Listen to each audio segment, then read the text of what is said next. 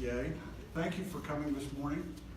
We're here today to announce that the state leadership of the three education employee organizations has sent ballots to our local leadership with language to, quote, authorize the state leadership of the AFT West Virginia, the WVSSPA, and the WVEA to call statewide work action should circumstances surrounding the omnibus education bill merit such a work action, and to further authorize the state leadership of the organizations to determine the appropriate time for that action to take place, unquote. Now today, each of the three state leaders of the organizations will make a few brief remarks, and then we'll open it up for questions. Again, thank you for being here. Hello, I'm Chris Mallory. I'm Political Director for AFT West Virginia. And on behalf of our President, Fred Albert, and all the members of AFT West Virginia across the state, we're proud to stand in solidarity with our brothers and sisters of WVEA, WVSSPA. Our message is simple. Discoordination is a direct response to the attack and retaliation from the Senate majority ramming this education bill down our throats. Our mobilization is simply an effort to prepare our members in the event an action is warranted. Let us be perfectly clear. We want our teachers to be with their students in the classroom. We want our cooks in the cafeteria with our students. We want our bus drivers to be able to take our children to and from school. We are not simply fighting for our teachers and service personnel. We are fighting for our students and, most importantly, our communities. We cannot let the out-of-state, for-profit corporations decide how we educate our children. Please help us in our fight against Senate Bill 451. Thank you. Good morning. I'm Joe White, Executive Director of the West Virginia School Service Personnel Association, and my remarks will be brief. On behalf of our President, Linda Thompson, the WVSSPA School Service Personnel and state employees, all of our membership, we stand here today in unity with our colleagues in the education realm. The education realm is to announce that we are calling for a statewide unified vote to authorize action. This request has not been taken lightly. It's been taken very seriously after much thought. So, with hundreds of our members calling us, emailing us, that is where we stand today.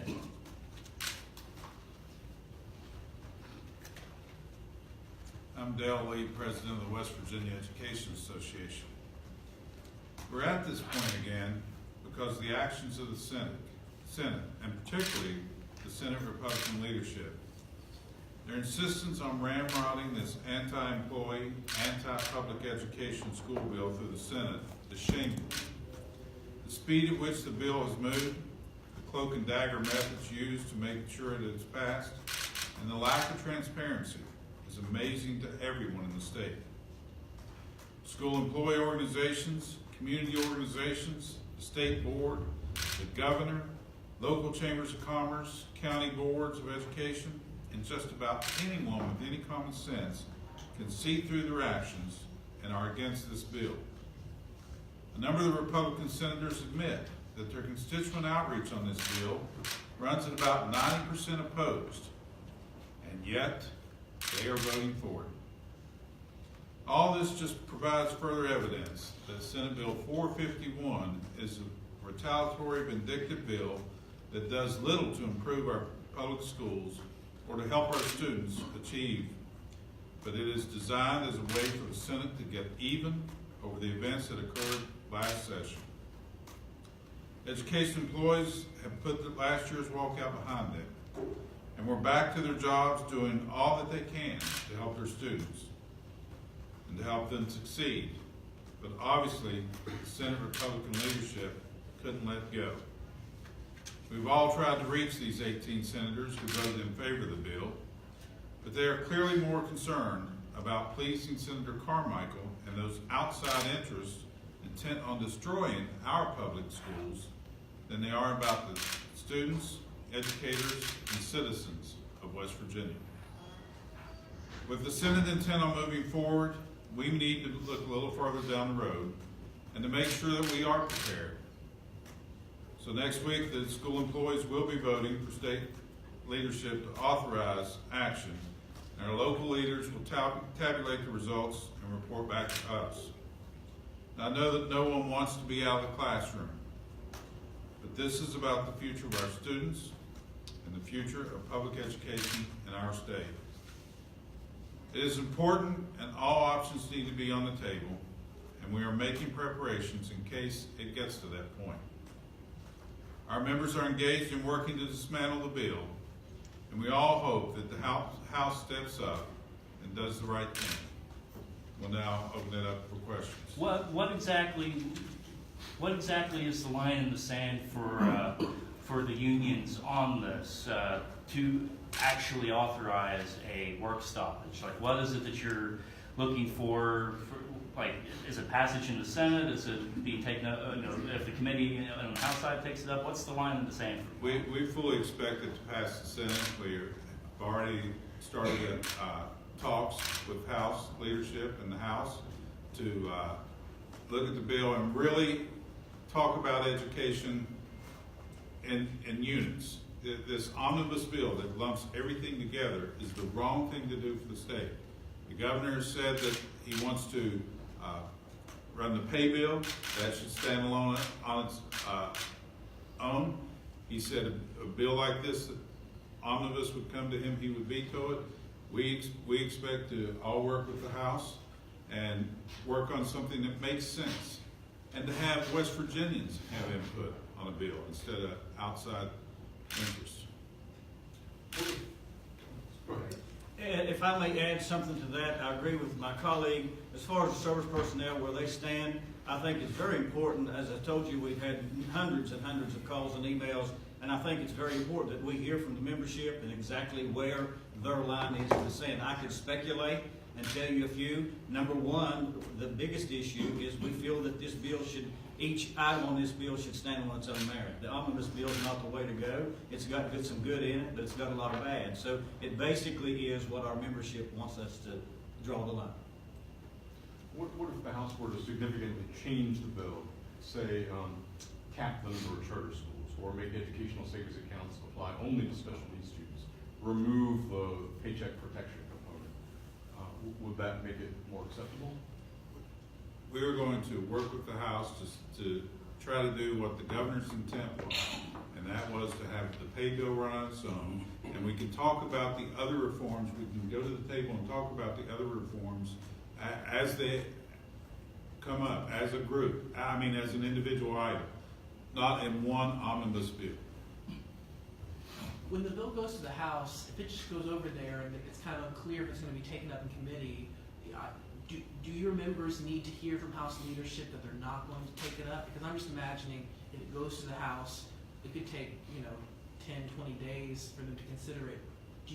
Do you feel like House leadership needs to say, we're not going to run this bill, we're not going to pass it to satisfy the members? Our members are watching closely the actions every day. We have educators from across the state here every day watching what's being done. We believe that the House will honor the way bills run and honor the process, that we believe that it will go through committees and do the things, and to have actual time to vet a bill, not just say, here's the bill, we're going to run it tomorrow, we're going to pass it the next day, forget finance, run it as a committee of whole, we're going to do it the way we want. We believe the House will be more deliberate in their actions. We have reached out to leadership in the House. We feel very confident. Personally, I feel very confident that they will give us a seat at the table. We never had a seat at the table before, and as Dale said earlier, every day around this Capitol we've had members here, every day, and they went and talked individually with the legislators, both in the House and the Senate, across the aisle. They've talked to people in the hallways. They're here with us today. People are educating themselves to this process, and we are trusting in that the process will go through in the House and that a voice will actually be heard from the people. Will you guys be announcing the vote later on once you guys get the numbers in, as far as? We will announce what further actions we're going to are possible to be taken. We will announce at a later time those actions that we need to take. And when will the vote be taken? Next week, you said? Yes, Do you know a specific day, or is that that's still? county by county. So, can you provide any more specificity to what circumstances are going to trigger this statewide action? Is it going to be that if the pay raise doesn't start running as a separate bill, that's going to trigger it? Is that the real issue here, or is it something more, something less than that? Well, I think it's less than that. I think it's the fact that we are member driven. And although we caution and educate our members about what this process should look like and trying to let that process work out, we will respond to what our members tell us that they need and what they want. So that trigger is up to our membership, and it's also up to leadership in both the Senate and the House to do the right thing. So a trigger cannot just come from us. We're not pulling that trigger haphazardly. As Joe and as Dale has reiterated, as AFT's position, we want our students in the classroom with our teachers and our service personnel. However, that's why we're mobilizing. It depends on what the leadership decides to do. If they do the right thing, we believe we'll stay in the classroom, we won't have those issues. If they continue down this path, trying to circumvent true democracy, standard practice for passage of bills, that may be a trigger. But that trigger will come from our membership. It just seems like the ballot's going to be as simple as it's going to go out to all school employees, union and not, in West Virginia. Yes. Service personnel and teachers, everybody. And it's just going to say, do you authorize state leaders to take statewide action or decide upon statewide action on your behalf? Is that correct? Yes. Okay. And so that's why, since the members aren't going to be telling you in that ballot what that trigger is going to be, later on, how do you decide to use that power? Our members talk to us constantly. Our members stay in constant contact with us. They know that we are listening to them and we will listen to them. And that's not an issue whether we spell out A, B, C, X, Y, Z in a ballot. They know that they're going to be in constant discussions with us. Our members are our leaders. I mean, we represent them, but it's their voices, their decisions that'll be made. So is it fair to say that after the vote gives you, as it's presumed to give you, statewide authorization, then it's going to be just general pressure from members, the amounts of input from them, the anger level that you guys sense as union leaders that will cause you guys to actually use that authority you've been given? We will have constant discussions with members of all the organizations, and that's when we'll make those decisions. The argument for wanting to have a bill like this is we want to provide multiple layers of flexibility for school systems, for teachers themselves, they say, for the state. And the argument is we want to do a variety of things to improve education in West Virginia. It seems like if you're facing that kind of argument, the best approach might be to provide a counter argument. Well, these are things that we think are... We have consistently offered counter arguments. We have consistently said that if you want to improve public education in West Virginia, talk to the experts. Talk to the teachers and the service professionals who are dealing with the kids each and every day. Their voices are being left out of the discussion. They will tell you that lowering class size, providing wraparound services, community and schools, providing a quality teacher and bus driver and cook in every school, in every one of those positions, that will improve student achievement. Plus, you have to look at things that are going to help the students too. Doing things that are punitive, like, for example, a paycheck protection, has no effect on student achievement. Having more counselors in that classroom, having a wraparound services for those kids, lowering class size, having a class size limit for secondary schools, those have a positive effect on student achievement. Those are what our members, our educators have been saying Unfortunately, the Senate didn't want to listen to their voices. The Senate Republican leadership didn't want to listen to their voices. And I'm glad you asked that question, because when you did, I got hot inside. This is something, not just this year, that we have offered things. Last year, year before last. But sometimes it's hard to get them to hear when the door's not opened up. So we have all together, these groups, over the past several years, has offered pieces of legislation, have offered ideas to improve. We said it from day one. But, and I think it's worth saying this, we can't keep cutting and expect things to change. They have to, and I have to agree with the governor, we have to make education the centerpiece of West Virginia. I think it's very important. But you have to invest in the education. And the route they're going right now is not investing in education. So thank you for that question. It's clear to us, this bill, not just to us, every stakeholder that has weighed in on this bill, and they weighed in on from the outside. We weren't allowed input when this was crafted.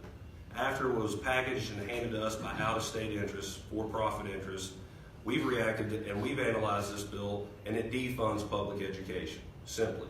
It takes away from public education, and it puts it in the hands of private companies, corporations.